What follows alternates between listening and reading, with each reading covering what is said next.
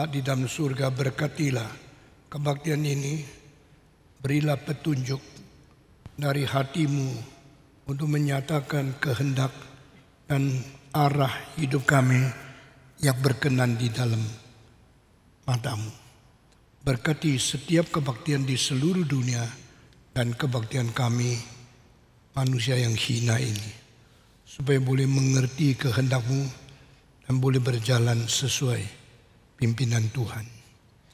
Dalam nama Tuhan Yesus kami berterima kasih dan berdoa. Amin. Mari kita hari ini bersiap untuk mengerti kehendak Tuhan. Mengapa Tuhan menumpaskan kerajaan yang besar, regim yang berkuasa di dalam sejarah. Nah, ini ada ketiga kali kita bicara tentang introduksi daripada pengertian tentang kitab Keluaran. Di manakah pentingnya buku Keluaran di dalam seluruh sejarah? Keluaran mencatat sesuatu negara yang paling besar di dalam zaman kuno. Tapi apa yang tertulis di dalam Keluaran tidak tercatat di dalam sejarah negara itu. Di dalam dua kalimat ini, apa yang dicatat di dalam Keluaran, kitab suci buku kedua, tidak tercantum di dalam sejarah Mesir. Di dalam kalimat ini sudah mengandung arti manusia tidak mau jalan Tuhan.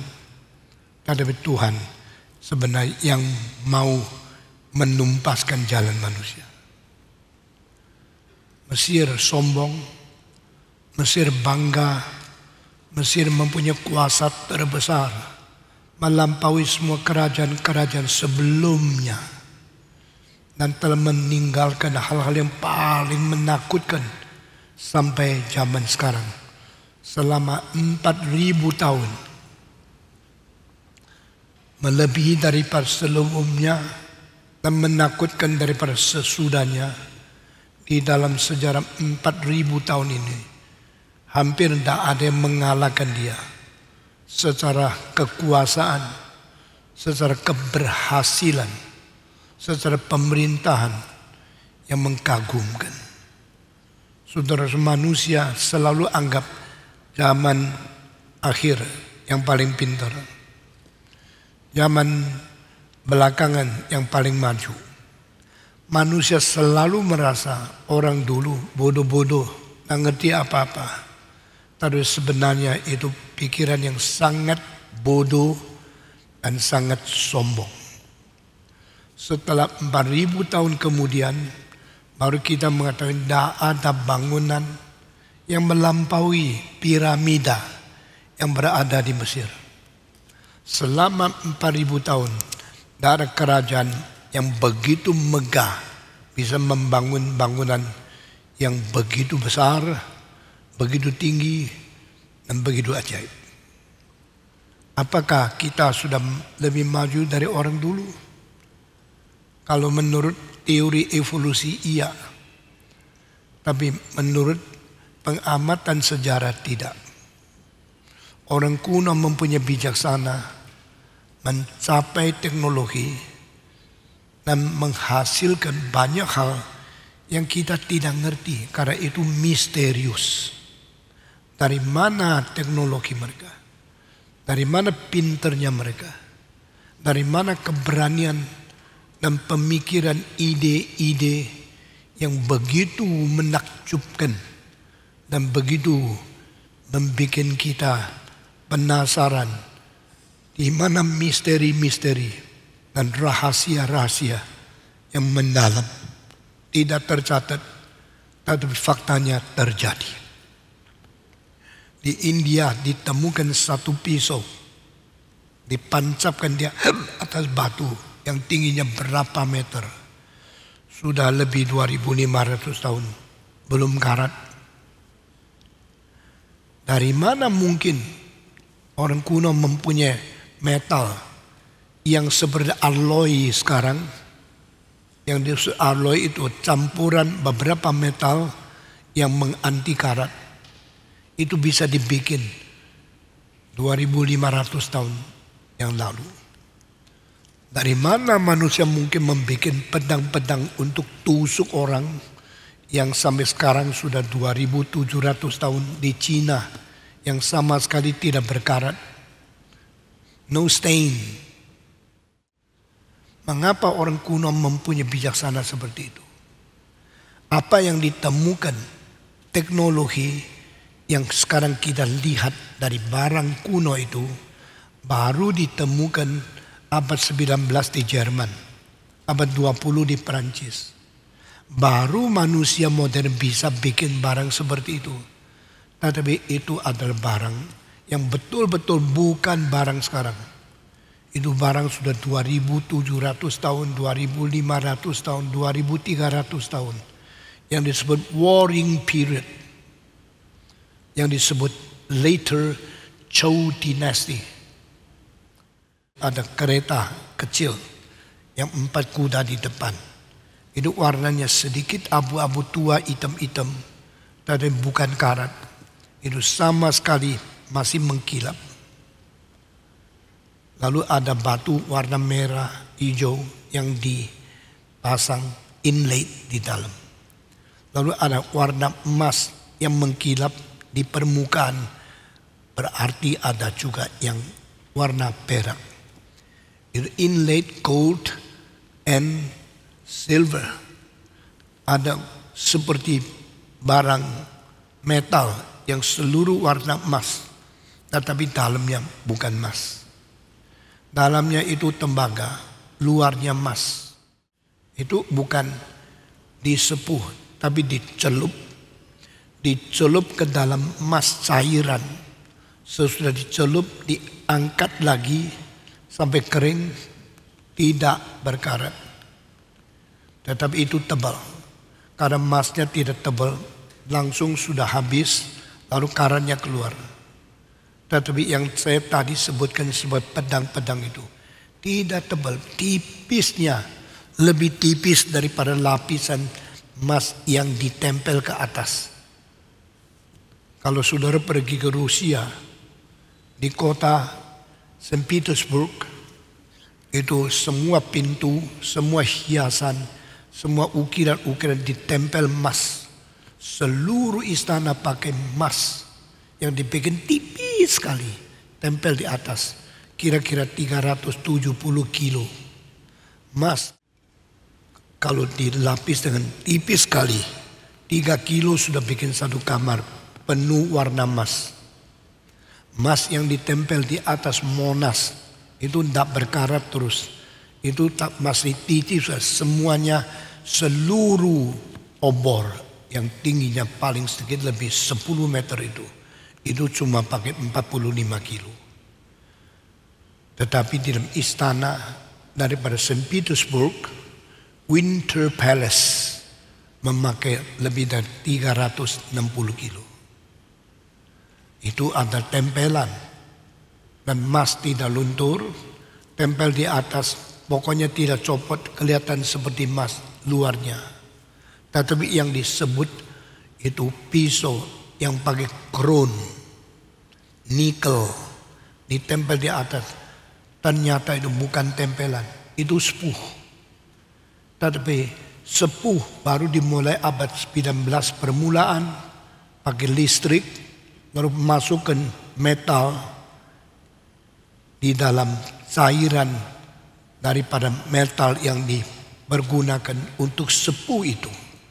Dengan listrik kira-kira berjalan berapa menit, lalu tempelan itu menjadi satu lapisan tipis yang tidak bisa luntur. Itu baru 100 tahun lebih. Tetapi 2500 tahun, 2700 tahun manusia sudah bikin itu. Bagaimana tekniknya? Seorang kaisar pertama dari Tiongkok namanya Qin Shi Huang mempunyai satu kereta metal seperti nikel, seperti krom itu, dan 10 tahun yang lalu direstorasikan, dibikin betul. Waktu dibikin betul, orang-orang bikin betul kaget. Karena mutu daripada sepuhan itu tak pernah ada di dalam sejarah. Ternyata orang dulu itu ada orang pintar sekali. Ditemukan oleh kaisar. Dimonopoli. Setelah mereka kerja sesuatu, tidak boleh orang lain mempunyai teknologi yang sama. Orang itu sebelum mati dibunuh. Tangannya diputuskan. Supaya dia tidak mungkin mengerjakan hal yang sama untuk orang lain. Sehingga raja itu mempunyai kemegahan, monopoli yang tidak direbut kemuliaannya dari dia sendiri. Demikian berapa ratus tahun yang lalu di satu tempat yang namanya Accra, di jauh daripada Delhi, New Delhi, itu ada satu istana tapi bukan istana. Itu ada kuburan seorang ratu yang dicintai oleh seorang raja, namanya Raja Shah Jahan. Dia terus tidak mau menikah. Akhirnya pada waktu papanya ketakutan, apakah ini orang homo atau orang ada perkelainan. Khawatir sekali. Sampai satu hari anak itu sendiri ngomong, "Papa, saya sudah mempunyai pacar." Kaget. Jadi dia mau nikah. Mau bah, segera saja, jangan tunggu. Kenapa mau begitu segera? Karena anak perempuan itu muda sekali, cantiknya luar biasa. Papanya kesenangan langsung bikin pesta besar. Membikin sesuatu undangan yang luar biasa mewahnya. Orang-orang kerajaan diundang melihat pernikahan anak itu. Setelah nikah, anak itu sayang sekali sama istrinya. Saben hari dampingi istri. Tak pernah mau meninggalkan dia. Selama belasan tahun. Kenapa belasan tahun? Karena istri itu begitu dicintai. 1 tahun lahir 1 anak. 1 tahun lahir 1 anak. Terus lahir, tak pernah berhenti. Setiap tahun lahir anak. Sampai anak ke-14. Raja Shah Jahan itu mau pergi keluar perang. Istri dibawa karena tidak bisa tinggalkan 1 hari. Terlalu sayang, lengket seperti cat sama lem. Suami istri pergi bersama-sama. Waktu itu istrinya hamil ke-14. Nikah belasan tahun, anaknya belasan. Waktu dibawa keluar dengan kereta yang sangat mewah, mereka sampai di tengah jalan. Anak itu mau lahir, terlalu sakit. Perempuan itu tahan keringat dan seluruh badan. Berkata, "Saya sudah tidak tahan, tahan lagi. Sebentar lagi kita boleh bawa pulang." Di tengah jalan dia melahirkan anak. Tengah-tengah melahirkan dia mati. Setelah perempuan itu mati, suaminya tak bisa terima. Tak bisa menjadi ditinggalkan. Sedihnya, susahnya. Tapi tak bisa bunuh diri. Tapi tak bisa mencintai istrinya lagi. Dia mengatakan, "Demi cinta kepada istriku, saya akan membuat satu kuburan yang terindah di seluruh dunia. Memakai marmer yang paling mahal. Kumpulkan dari seluruh negara India. Diukir dengan ukiran teknik yang tertinggi. Namanya Taj Mahal. T-A-J Mahal. Kalau bisa dilihatkan itu. Ini Shah Jahan. Istrinya melahirkan 14 anak. Dan itulah kuburan. Itu bukan istana. Itu disebut bangunan yang terindah di dunia. Bangunan seluruhnya marmer dan semua ukiran telitinya. Yang bangun kira-kira 140.000 orang. Semua sudah jadi dipasang batu atas batu. Bikin halaman yang besar. Ada sungai di pinggir seluruh kuburan itu. Dan pintunya besar di tengah, dalamnya berapa susun. Pinggir 2 baris. 2 baris vertikal, lalu ada 4 menara. Di depan 2, di belakang 2. Atasnya ada dom yang tingginya dari bawah sampai atas lebih daripada 40 meter. Dan barang ini sekarang menjadi bangunan yang paling menarik turis dari seluruh dunia pergi ke situ. Saudara-saudara, sesudah itu dia baru rasa dia sudah baik untuk istrinya. Dan dia mengatakan, saya mau dirikan satu lagi istana untuk orang hidup. Saya sendiri tinggal di dalam. Di situ ada satu jendela. Saya terus bisa melihat kuburan istriku yang putih ini. Itu yang hitam di sebelah, yang putih di sini. Setelah selesai semua tukang-tukang yang hebat, teknologi tinggi sekali. Sesudah itu mereka selesai bangun itu, semua jari dipotong supaya tidak bisa bikin lagi untuk orang lain. Karena dia mau monopoli keindahan kuburan satu-satunya di dunia. Lalu ribuan orang yang sudah kerja setengah mati, jadinya potong semua habis, tidak ada jari. Tuannya pulang menjadi manusia yang cacat. Orang bilang itulah kristalisasi cinta. Saya bilang no, itu kristalisasi kekejaman.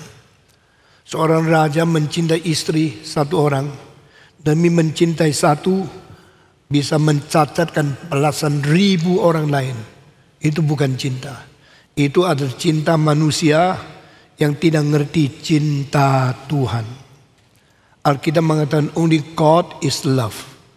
Manusia yang tidak mengerti cinta Tuhan, hanya mengetahui bagaimana mencintai orang sendiri, lalu mengkejami, menganiaya, dan mencacati orang lain. Saudara-saudara, saya mau tanya, apa itu kuasa? Apa itu keberhasilan? Apa itu militer? Apakah itu politik? Apa itu hukum? Semua kita tidak mungkin mengerti kecuali kita kembali kepada kitab Keluaran. Jangan anggap kitab suci kitab orang bodoh. Jangan anggap kitab suci buku kuno yang tidak sains. Jangan kira engkau hebat dan engkau boleh sembarangan menilai firman Tuhan. Engkau di KRI tidak saya izinkan engkau menghina firman Tuhan. Hanya melalui kitab suci ini, hanya melalui kitab Keluaran kita bisa interpretasi, mengerti apa hubungan kuasa manusia di dalam politik, di dalam militer, di dalam hukum, dengan kuasa yang lebih tinggi dari kuasa manusia di dalam politik, di dalam militer, di dalam hukum. Karena di dalam kitab Keluaran ada perbandingan antara manusia dan Allah. Siapakah manusia lebih kuasa dari Firaun di dunia? Waktu Musa hidup di dalam dunia, kira-kira 3.400 tahun yang lalu. The time when Moses still living in this earth, there's no power more higher than the power of Pharaoh. Tidak ada orang mempunyai kuasa lebih besar dari Firaun. Di dalam zaman Musa, tidak ada kerajaan lebih besar dari kerajaan Mesir. Dalam masa Musa, tidak ada militer lebih kuat dari militer Firaun. Dalam zaman Musa masih hidup, tidak ada hukum lebih hebat dari hukum Mesir. Tidak ada bangunan lebih agung dari bangunan Mesir. Seperti apa yang saya pernah katakan, waktu Musa masih hidup di dalam dunia, dia sendiri melihat piramid yang tingginya 170 meter di Giza. Selain itu dia sendiri mengetahui yang disebut bait ilah, bait dewa-dewa yang dibangun di Karnak, di Luxor, di Tibis, di Memphis, di Gaza. Ini tempat-tempat 5 tempat yang paling besar, yang paling penting menyatakan kemegahan Mesir. Itu bukan sekarang baru dibangun, menurut teknologi keren yang bisa angkat batu yang besar ke atas. Waktu itu tidak ada keren, tidak ada arsitek seperti gelar besar seperti sekarang. Tidak ada teknologi yang mengangkat batu yang besar sampai puluhan meter ke atas. Sampai engkau lihat di Jakarta, kadang-kadang bangunan itu diangkat sampai 50 susun ke atas. Diletakkan di atas toping, saudara-saudara. Ini tingginya dari piramida di Giza, di Khufu yang paling tinggi itu. Lebih daripada kita punya bangunan 25 susun. Lebih tinggi kira-kira 15 susun lagi. Dan kita baru bangun ini 13 tahun yang lalu. Mereka bangun itu 4.000 tahun yang lalu. Setelah itu terus tunggu sampai 3.000 tahun lebih. Baru disaingi tingginya oleh 2 gereja di Jerman. Dan akhirnya tahun 1899 disaingi lagi oleh Menara Eiffel dari Prancis. Saya minta dilihatkan gereja ULM dan katedral Cologne. Satunya 156 meter, satunya 161 meter. Lebih sedikit daripada piramida di Mesir. Lalu sampai pada tahun 1889 Eiffel Tower tingginya 315 meter dibangunkan di atas. Barulah kita tahu manusia mungkin melampaui Mesir. Ini ULM. Pada waktu saya naik kereta api melewati Rhine River, mendadak goncang-goncang saya bangun. Begitu bangun di depan kereta api, saya bangun, lihat bangunan ini, saya kaget luar biasa. Manusia pernah membangun gereja seperti ini. Kalau engkau sudah melihat gereja seperti itu, engkau lihat lagi gereja yang disebut katedral, ini tingginya lebih daripada 50 susun. Di Jakarta pun yang lebih tinggi dari ini tidak sampai kira-kira 3-4 bangunan. Monas lebih rendah dari ini. Dan ini dibangun ratusan tahun baru jadi. Kedua, Cologne beda 6 meter dari ULM. Ini di kota yang disebut kota Cologne. Ini disebut katedral Cologne. Saya sendiri pernah naik lift sampai di atap itu. Sudah sampai di atap itu masih ada kira-kira 70 feet dincipnya itu. Itu lebih daripada kira-kira 20 susun rumah. Berdiri di situ melihat seluruh kota. Lalu saya ukur itu ukiran-ukiran panjangnya. Tak ada satu yang tidak cocok. Saya kaget sekali. Setelah 2 ini, maka ini dibangun 860 tahun. Dari abad 11 sampai abad ke-18. Ini dibangun pelan-pelan. Batu-batu di atas. Saudara-saudara, sesudah itu baru terjadinya Eiffel Tower. Sekarang coba dilihatkan. Itu menara besi dari kota Paris yang tertinggi di dunia. Eiffel Tower. Coba dicarikan dan dinyatakan. Ini lebih tinggi dari 2 itu. Coba lihat manusia seperti semut di bawah. Saya sudah pernah naik ke menara ini 5 kali. Sejak saya umur 29, saya pergi lagi. Ulang lagi, pergi lagi. Terakhir berapa tahun yang lalu, waktu saya naik sampai di atas. Sekarang saya kasih satu rahasia. Kalau engkau beli tiket naik lift sampai tempat atas itu, belilah satu macam paling mahal. Karena yang pertama 56 meter, kedua kira-kira 120 meter, yang terakhir 300 meter itu.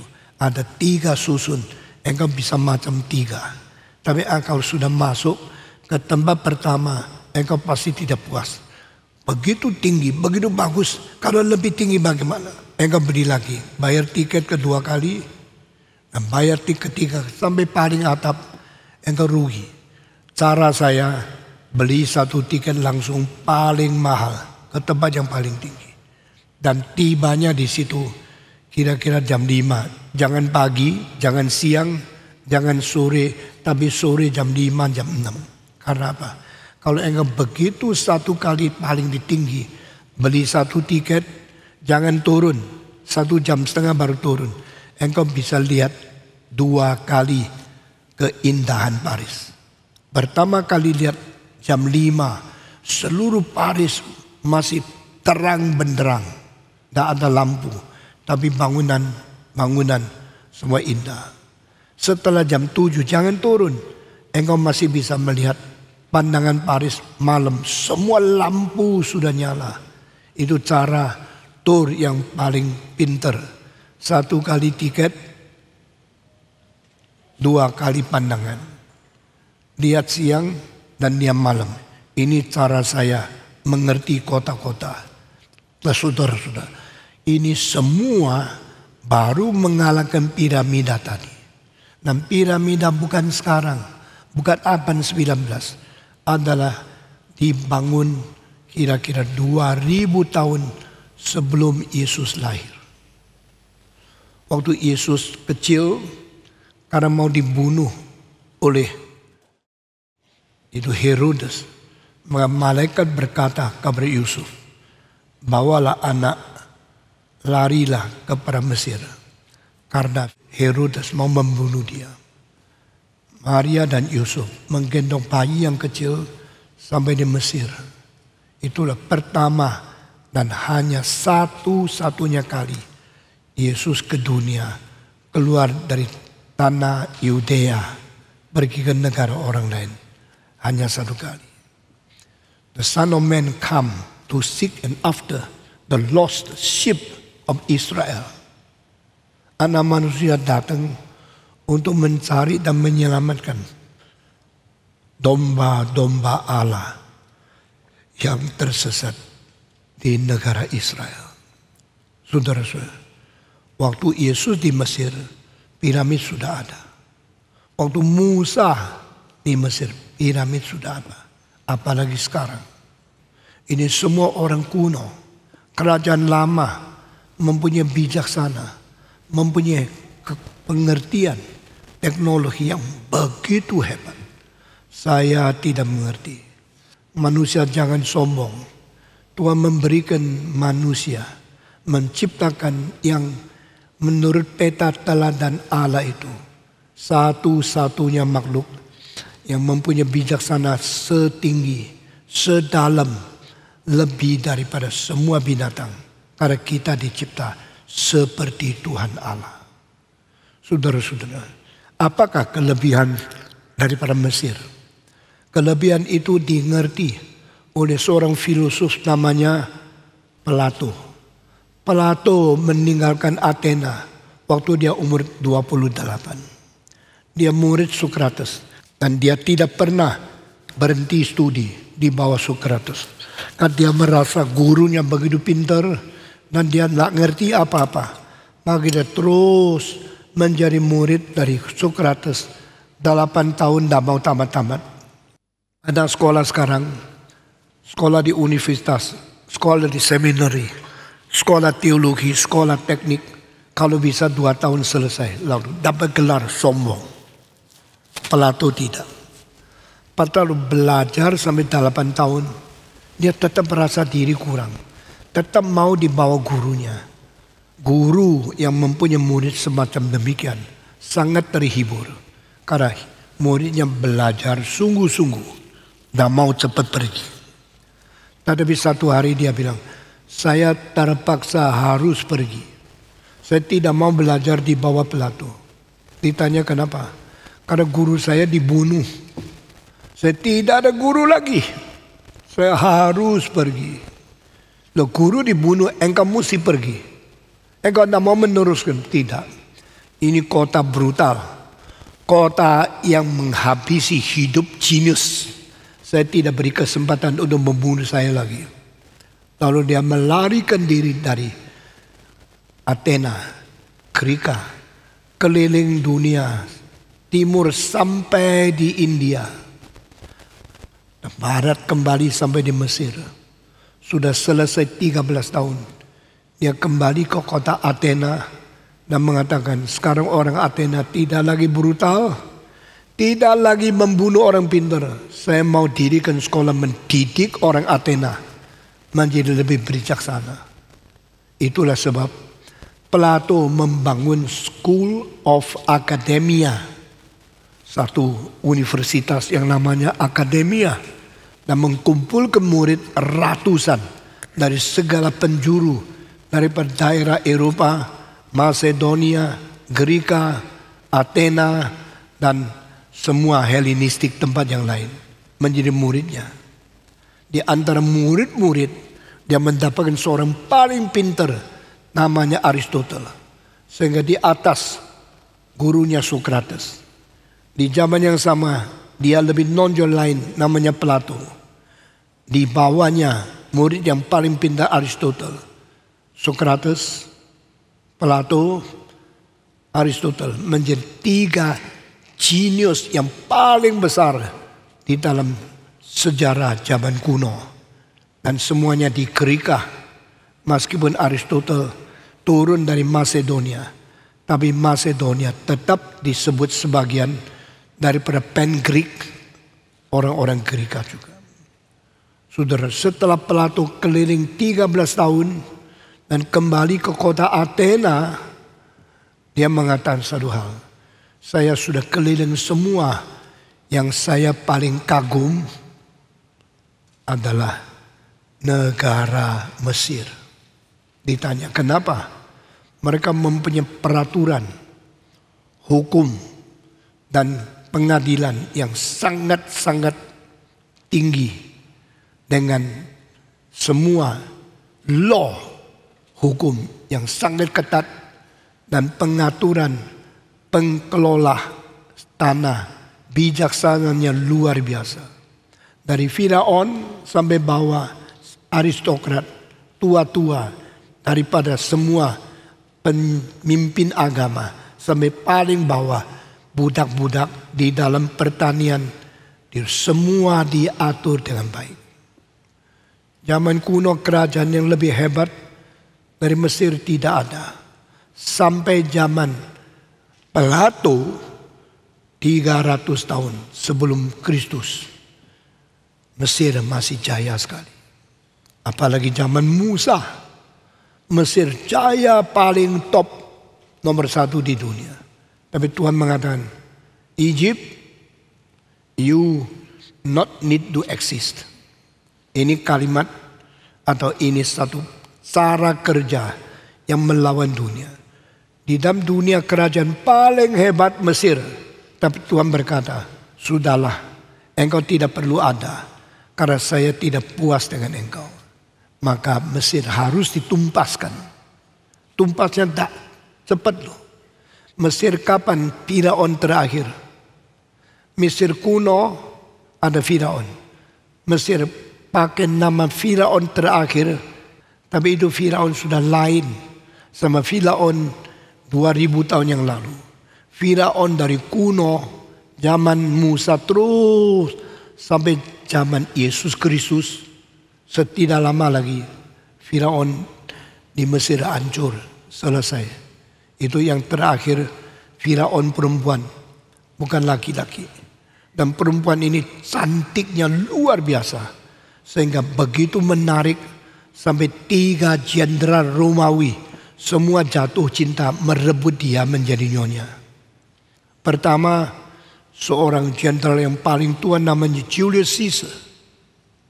Sesudah itu Antonius. Sesudah itu ada satu lagi yang nama Octavian. Tapi akhirnya Antonio dikalahkan Octavian. Dan Octavian menjadi kaisar pertama di dalam kerajaan Romawi.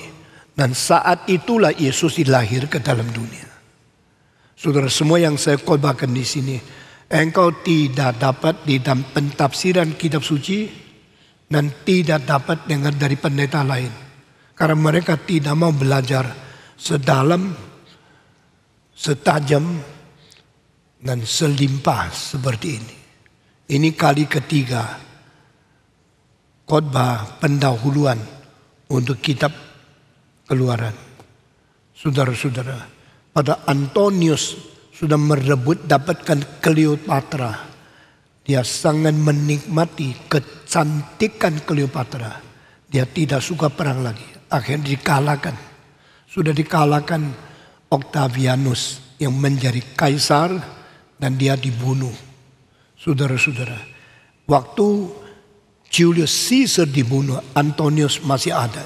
Sesudah itu, waktu mayatnya Julius Caesar tergeletak di dalam parlemen, seluruh lumuran darah kelilingi badannya yang menusuk puluhan orang yang menjadi anggota parlemen. Satu orang tusuk satu. Dan terakhir Julius Caesar lihat darahnya terus mengalir. Dia sudah tidak kuat dan pusing. Dia jatuh. Seorang muda datang menusuk terakhir. Waktu dilihat sebelum dia pingsan, itu anak angkatnya yang dia paling sayangi. Namanya Brutus. Maka Julius Caesar kalimat terakhir keluar dari mulutnya adalah, Brutus, you too, anak angkatku yang aku paling cinta, engkau juga ikut menusuk aku. Lalu mati. Setelah mati, ribuan orang yang sangat kagum, yang sangat mencintai, menghormati Julius Caesar, semua datang dari seluruh itu, datang ke kantor bangunan parlemen yang megah, kelilingi jenazah itu. Semua bilang, siapa yang membunuh? Siapa yang membunuh Julius Caesar? Waktu mereka semua ribut, tidak ada orang bisa tenangkan, tidak ada orang bisa mengusir, tidak ada orang bisa membubarkan rakyat itu. Mendapat seorang jenderal namanya Antonius yang tadi saya sebut, yang mendapat Kleopatra, berdiri membicarakan berapa agungnya Julius Caesar, berapa hebatnya Julius Caesar. Waktu dia berpidato semua hore hore, tapi Julius Caesar sudah mati. Setelah saya sudah bicara semua jasa Julius Caesar, dia mendadak mengatakan, tetapi orang ini terlalu sombong, terlalu berkuasa, terlalu diktator. Orang mulai sadar, benar juga. Setelah itu tidak ada yang ribut, tidak ada yang berontak. Mereka bubar semua. Baru Julius Caesar dikuburkan jenazahnya. Dan pidato daripada Antoni itu, saya pernah simpan makalahnya. Sudah 2000, hampir 100 tahun yang lalu. Saudara-saudara, akhirnya Antonius terlalu terpersona oleh Kleopatra, menikmati seks, tidak mau perang, akhirnya dia kalah dan dia dibunuh. Baru waktu itu orang yang namanya Augustus merebut kuasa daripada Romawi yang menghancurkan Mesir, mematikan Kleopatra. Kleopatra akhirnya membunuh diri dengan pegang seekor ular berbisa untuk menggigit dia sampai dia mati karena kena racun dari ular kobra itu. Nah, ini sejarah menakutkan. Kita kalau baca kita baru tahu kerajaan-kerajaan itu tidak banyak yang dihancurkan dari tentara luar. Karena kerajaan itu semua mempunyai tentara yang lebih kuat daripada musuhnya. Sehingga mereka tidak gampang dijatuhkan dari luar. Kerajaan-kerajaan kebanyakan hancur karena di dalam diri sendiri tidak beres. Ini kalimat dari seorang filosof yang paling terkenal pada tahun 1926 di dalam abad ke-20. Yang namanya adalah orang Prancis. Dia dan istrinya, dua orang tulis buku, The Story of Philosophy. Buku itu saya punya bahasa Inggris, saya punya bahasa Mandarin, saya meneliti daripada orang Perancis. akhirnya ke Amerika menjadi orang mempunyai citizenship di Amerika. Dan buku itu dia dan istrinya. Istrinya namanya Ariel dan nama dia sendiri adalah, saya sementara lupa. Buku itu menjadi bestseller di dalam Will Durant. Will Durant, Story of Philosophy. Dia tulis dan sebagian besar dari bahan dari istrinya Ariel Durant. Saudara-saudara, saya kembali ke tema hari ini. Mengapa Tuhan Allah harus mentumpaskan, menurunkan kuasa daripada kerajaan yang besar? Saya lihat daripada manusia mau apa?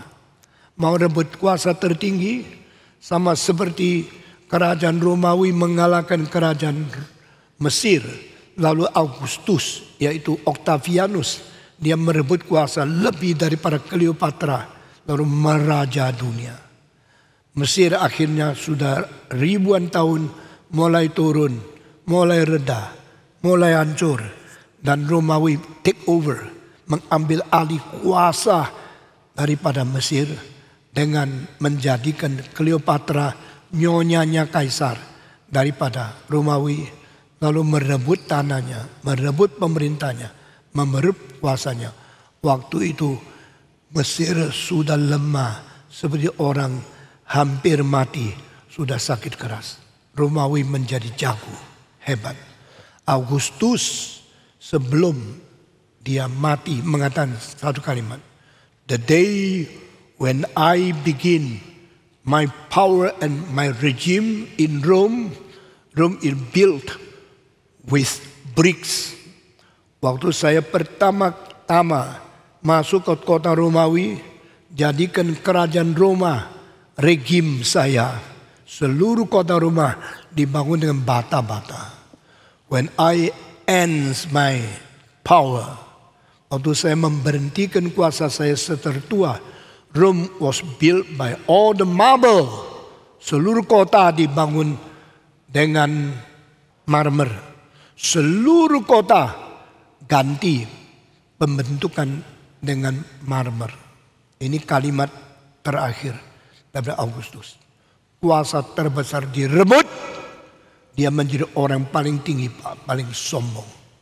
Kita melihat dunia ini banyak kerajaan, banyak pemerintah, banyak kuasa yang ingin menjadi nomor satu di dalam sejarah. Tapi Tuhan mengatakan, no. When you are very arrogant, when you are too proud, I will pull you down. I will decrease your power. Ini satu cara Tuhan bekerja. Allah biarkan manusia yang mau jago-jagoan silakan. Mau tertinggi silakan. Sudah terlalu sombong, turun. Turun. Di manakah Stalin? Di manakah Lenin? Di mana Khrushchev? Di manakah orang-orang paling tinggi? Gorbachev terakhirnya turun, diganti oleh Yeltsin. Karena Allah benci kecongkakan manusia. Allah merendahkan mereka yang arogan. Demikian. Itulah sebabnya Musa harus pergi ke Firaun dan berkata, "Let my people go. They will walk 3 days to the wilderness and worship me, Jehovah, to be my people." Tuhan membangkitkan bangsa. Tuhan menjatuhkan bangsa. Tuhan membangkitkan kerajaan baru. Tuhan menghancurkan kerajaan yang sombong. Dari sejarah kita lihat jangan jelas sekali. Pada hari terakhir Belsasar, sombongnya sampai mengambil barang-barang yang ditawan, dirampas dari bait Allah Yerusalem untuk menjamu semua orang duta besar dari luar negeri. Lalu menghina apa Yehova. Coba lihat, Yerusalem jatuh di tangan saya. Semua piring-piring, semua garpu, sendok, semua gelas emas, perak, semua di sini. Saya lebih hebat dari Yehova. Waktu dia sombong, Tuhan berkata, mini, tikel, ufarsin. berhentilah, berhenti dah kuasamu. Engkau ditimbang, di atas timbangan, menyatakan kekurangan engkau. Hari ini kuasa politikmu akan diambil dan engkau akan dibunuh mati. Hari itu Medi dan Persia masuk ke Babilonia, merebut kuasa dan menusuk dia sampai sasa mati di dalam istananya. Roba pemerintahan. Sama seperti berhenti. Belanda sombong, Tuhan bilang berhentilah. Soekarno mengambil alih. Sama seperti Chiang Kai-shek sesudah gagal, Mao Zedong ambil alih. Itu sebagai latar belakang daripada kitab Keluaran mengajar kita mengapa politik berubah, mengapa militer gagal, mengapa hukum manusia dibuang oleh Tuhan. Saudara-saudara, hari ini saya masih kasih tahu, sebelum Mesir ada kerajaan yang besar di timurnya Mesir, di daerah Mesopotamia, yaitu pertama Akkad, sesudah itu Mesopotamia, Sumeria, sesudah itu ada lagi yang kecil-kecil. Dari Ur, kota di mana Abraham dipanggil, kota itu kota terbesar sejarah kuno. Waktu itu kota itu mungkin mempunyai 500.000 anggota. Kalau sekarang kita lihat penduduk 500.000, kota kecil. Mungkin seperti Karawaci aja sudah ada 500.000. Seperti Bekasi sudah 5.300.000. Jakarta 10 juta.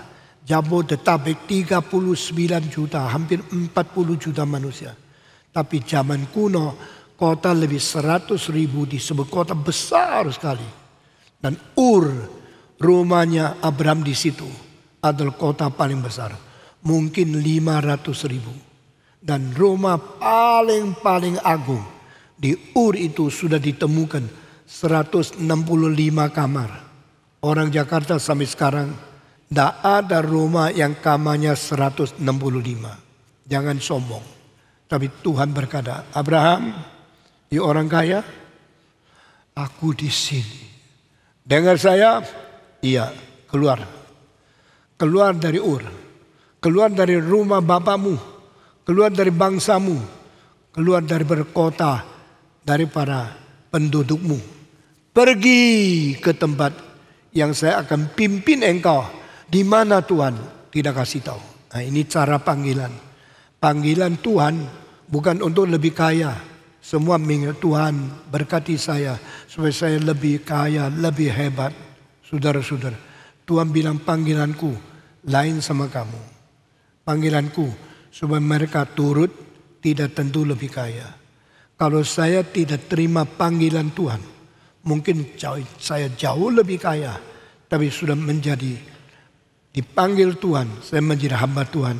Saya tidak mempunyai rumah besar. Saya tidak mempunyai mobil terlalu mewah. Saya tidak mempunyai keuangan banyak di bank. Tapi saya mempunyai buah penginjilan lebih banyak dari siapapun. Karena itu panggilan. Demikian Abraham dipanggil pergi ke Kanaan. Tempat yang dijanjikan ada madu, ada susu. Tapi tempat yang dia harus perang. Dan Abraham 100 tahun sudah dipanggil Tuhan. Tidak pernah bangun rumah untuk sendiri. Saudara masih ingat kemana saja Abraham berada? Dia bangun apa? Siapa yang tahu? Abraham kemana saja bangun apa? Bangun mesbah, bersembah, sujud kepada Tuhan. Tidak bangun rumah. Nah, dia sendiri tinggal di mana? Di tenda. Orang kaya yang mempunyai rumah mungkin lebih 100 kamar. Setelah dipanggil Tuhan, seumur hidup menjadi seorang hamba Tuhan yang tinggal di tenda. Tidak pernah bangun rumah, tapi bangun mesbah, menyembah Tuhan. Saudara-saudara, inilah hal-hal prinsip rohani yang kita perlu belajar. Saudara-saudara, waktu Abraham mati umur 175, dia sudah keluar dari Ur. Keluar dari Mesopotamia. Dan dia tidak pernah pulang satu kali pun. Saat itu sudah pernah ada kerajaan Akkad, kerajaan Mesopotami, kerajaan-kerajaan yang lain di sekitar situ. Akhirnya semua kalah. Yang paling besar Mesir.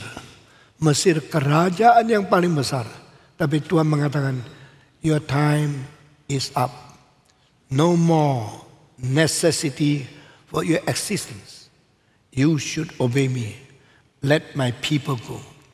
Waktu Tuhan mengatakan sudah cukup usia dan waktu yang subur, kuasa yang besar, kehebatan Mesir sudah cukup. Sekarang aku akan menuruni engkau, akan mengeluarkan bangsa Israel dari Mesir pergi ke padang belantara. Waktu itu Mesir paling kuat, Israel paling lemah. Mesir kerajaan, tetapi orang Israel cuma menggembalakan sapi, domba, kelas yang paling rendah. Karena di Mesir, orang-orang Mesir menghina mereka yang punya kambing, domba, sapi. Mereka lebih menghargai kuasa, kedudukan, politik, militer, hukum yang kuat. Di sini kita melihat Tuhan mendengar suara orang penggembala yang menjadi budak Mesir. Tuhan akan mengkikis habis kekuasaan daripada kerajaan Mesir yang paling berjaya di dalam sejarah. Saya mau tanya, kenapa Tuhan menumpaskan rejim yang tinggi? Kenapa Tuhan merendahkan kerajaan yang berkuasa? Karena Tuhan menghancurkan tentara yang berbobot? Mengapa Tuhan merubah sistem hukum yang sangat ketat? Jawaban 3. Pertama, waktu Tuhan melihat satu pemerintah berdasarkan kuasa manusia sebagai pusat dan memakai dewa-dewa palsu mengganti Tuhan Allah, Tuhan marah.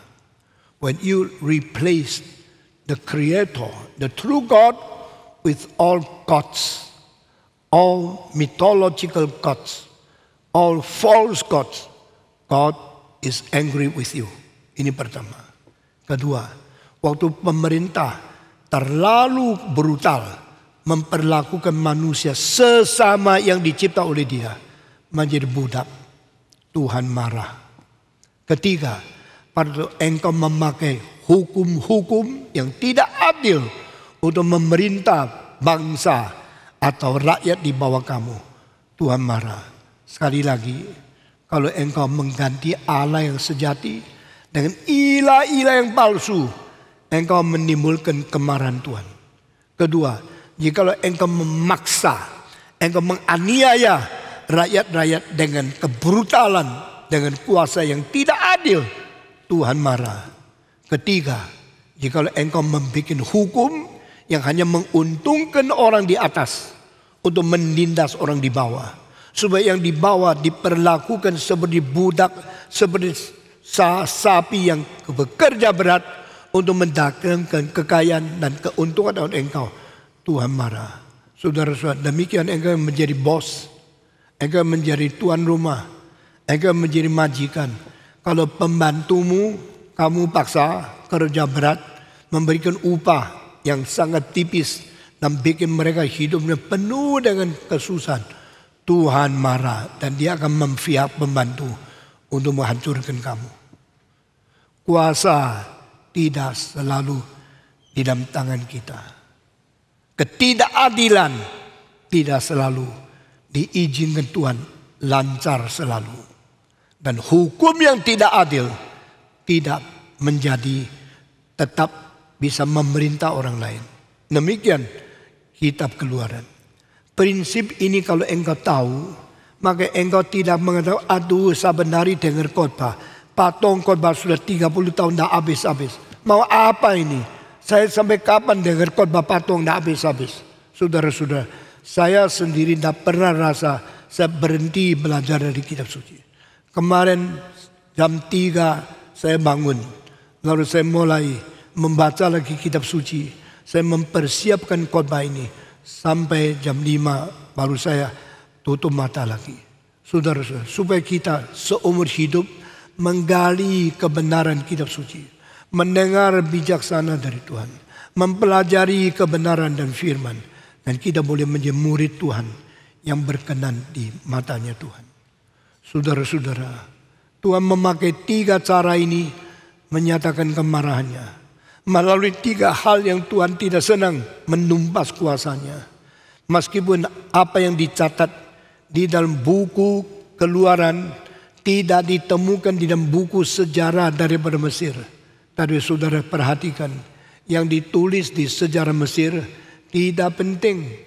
Yang ditulis dalam kitab suci jauh lebih penting. Tuhan berkata, Musa, pergilah kepada bangsa Israel.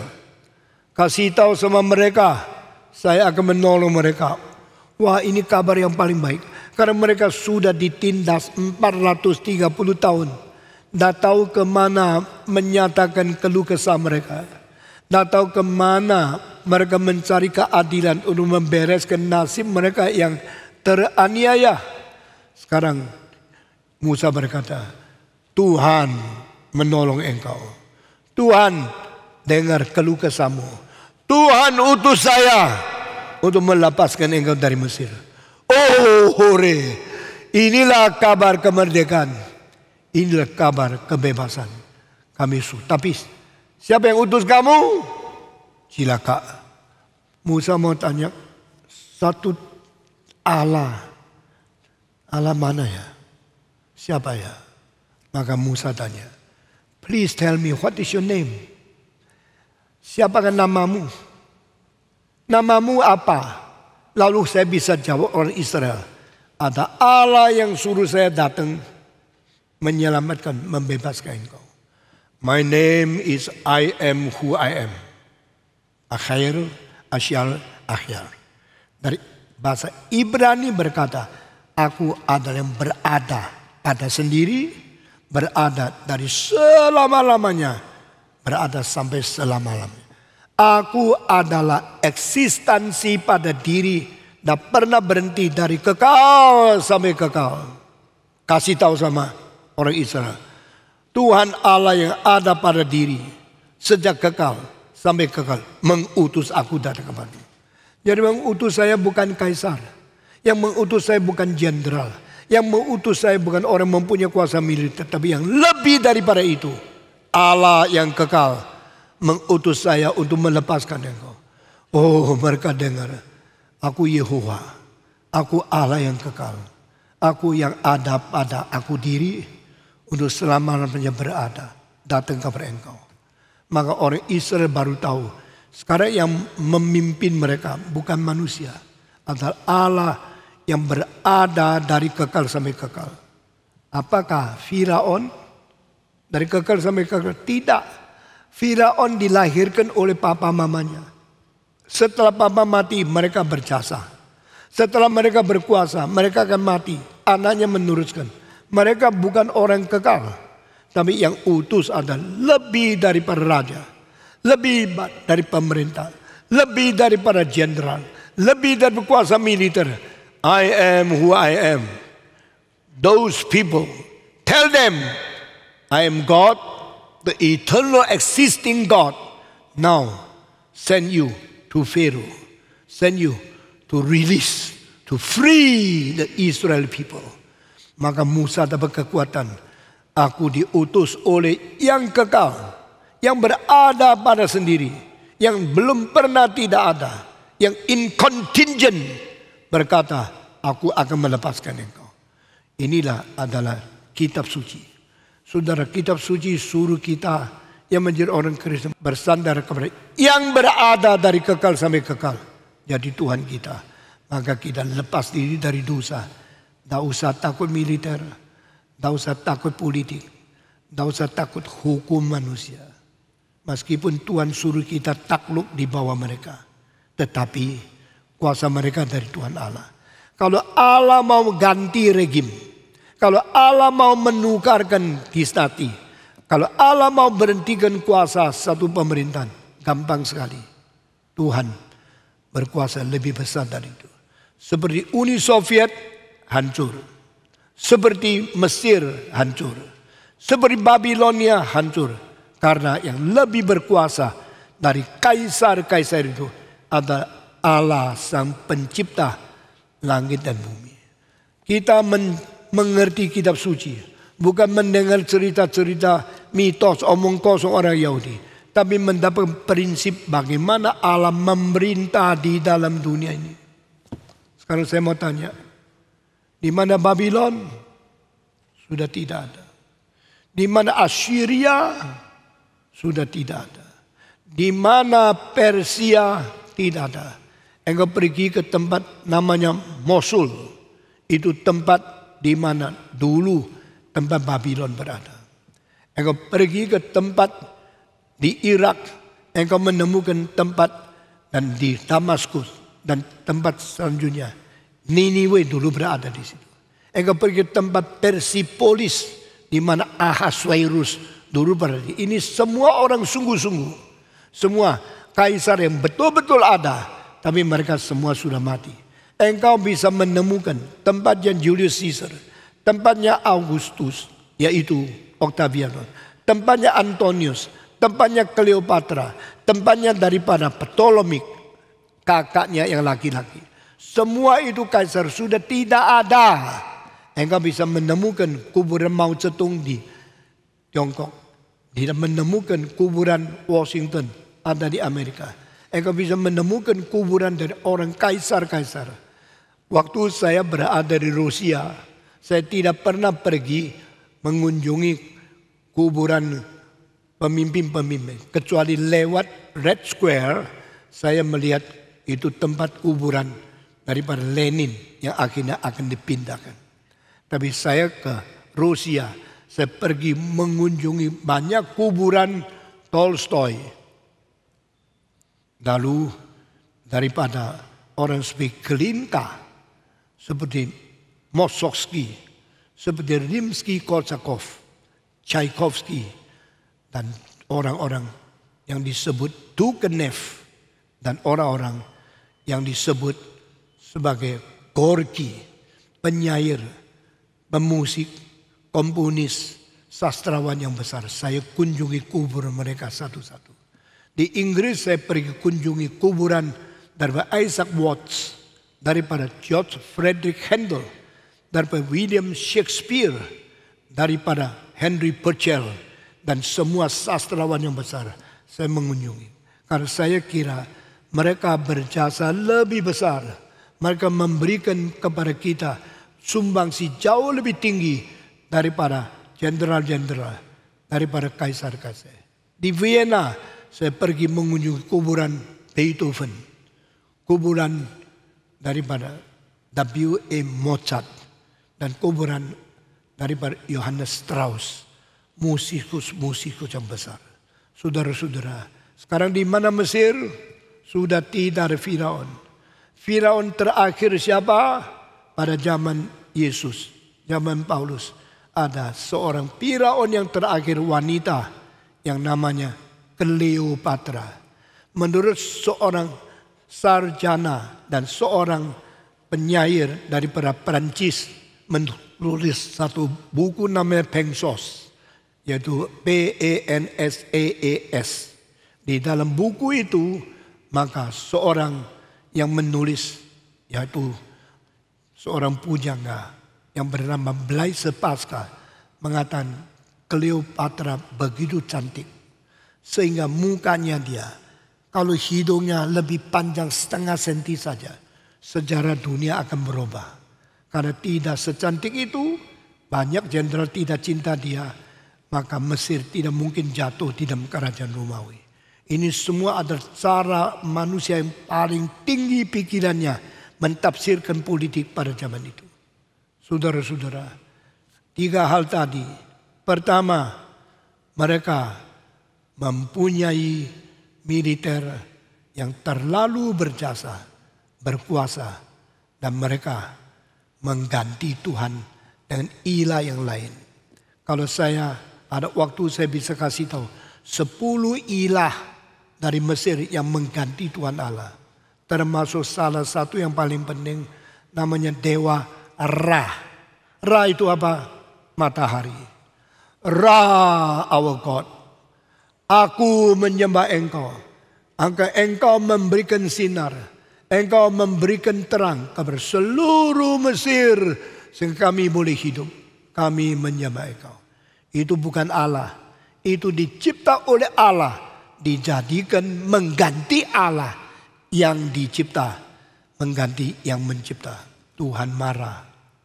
Ada namanya Habi. Habi adalah air dari sungai Nil yang dari bawah, dari gunung, turunkan tanah warna merah, datang menjadi tanah yang penting di dalam menyuburkan Mesir. Mesir menganggap dewa itulah yang bikin mereka mempunyai tanah liat, mempunyai sawah yang subur. Mereka menyembah dewa Habi.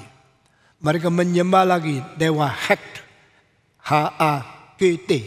Itu adalah seorang istri daripada dewa tanah itu.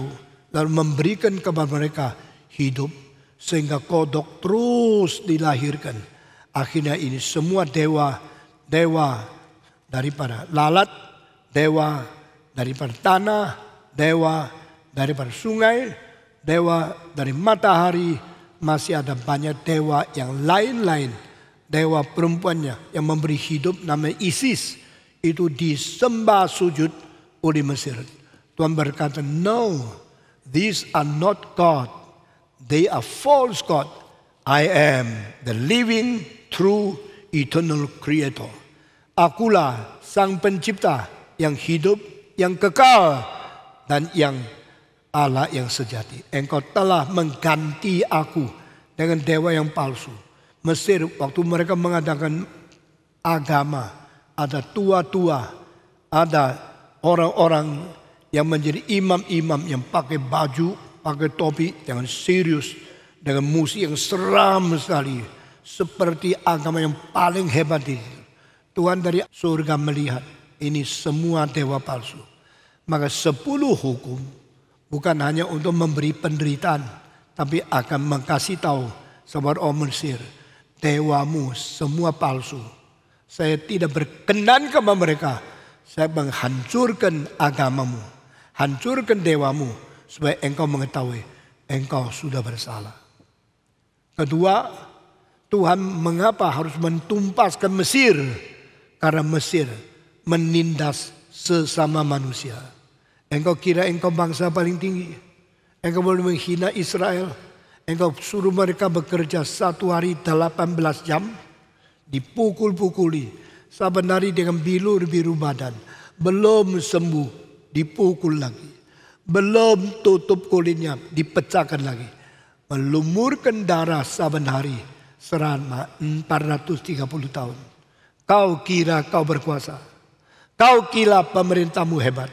Tuhan berkata, saya akan melumpuhkan kamu. Karena engkau tidak adil. Saudara, ketiga, hukumnya tidak beres. Saya mau tanya, hukum di dunia ini ada berapa sumber? Engkau tidak peduli dan tidak menyelidiki. Tetapi dengar khotbah hati-hati. Ini semua memberi bijaksana kepada. Di dalam dunia ini, hukum hanya ada 2 dasar. Pertama, orang di atas bikin hukum untuk menindas orang di bawah. Peraturan ditetapkan oleh majikan, oleh raja, oleh orang berkuasa untuk mengikat orang di bawah. Seperti kantormu, jam berapa mesti masuk, jam berapa keluar. Kalau engkau sakit, boleh kerja atau boleh bebas. Kalau engkau hamil, tetap masuk kantor atau tidak. Peraturan-peraturan ini kalau ditetapkan oleh majikan yang manusiawi, majikan yang penuh pengertian, manusia yang mengerti kalau engkau sakit tidak usah masuk kantor, kalau engkau hamil engkau tidak usah masuk kantor, itu majikan yang baik. Tapi majikan yang kejam akan menentukan peraturan-peraturan yang tidak manusiawi, peraturan yang menindas, merebut hakmu, sehingga engkau kerja seperti sapi perah. Engkau tidak mungkin mempunyai kebebasan. tidak mempunyai uang UMR yang cukup. Itulah seluruh dunia memikirkan pemerintah harus manusiawi. Di Indonesia memberikan ketentuan. Jakarta, satu orang kerja paling sedikit, dia punya gaji 1 bulan harus 4 juta lebih. Kalau di Jawa Timur 2 juta lebih. Karena apa? Di sini perongkosan lebih berat, harus diberi lebih cukup. Demikian semua peraturan itu harus ada ketentuan yang manusiawi. Tetapi kalau raja menentukan dengan hukum yang keras, dengan ketidakadilan, dengan penindasan yang tidak menghargai kemanusiaan, Tuhan ikut marah. Karena 3 hal ini, maka Tuhan berkata Musa pergi ke Firaun, saya akan marah kepada dia. Itu sebabnya 10 hukuman, 10 tula turun ke dunia. Jika engkau ingin menjadi seorang yang diberkati oleh Tuhan, jangan memperbudak pembantumu, jangan menyiksa pegawaimu, jangan mengurangi gaji mereka, dan jangan memberi penderitaan yang melampaui kemungkinan manusia terima. Karena Tuhan akan marah. Inilah ajaran yang paling penting. Maka kita pelajari. Hari ini saya akan berhenti di sini. Kiranya Tuhan memberkati kita, mempersiapkan hati menerima hukuman di dalam kitab suci. Sehingga mengakibatkan kita lebih takut, lebih rendah hati, lebih manusiawi hidup itu di dunia untuk memperkenan Tuhan dan menjadi berkat bagi sesama manusia. Mari kita berdoa. Semua tunduk kepala, kita masuk dalam doa. Dan saya minta Heru naik ke atas, pimpin kita dalam doa untuk mengerti prinsip yang penting dari kitab suci ini, bagaimana kita taat kepada Tuhan. Bapa dalam surga, kami bersyukur ya Tuhan, kami melihat Engkau adalah Allah yang maha kuasa, yang mengatasi segala kuasa di dalam dunia ini. Tetapi Engkau juga adalah Allah yang peduli kepada umat-Mu, yang membebaskan umat-Mu daripada penindasan,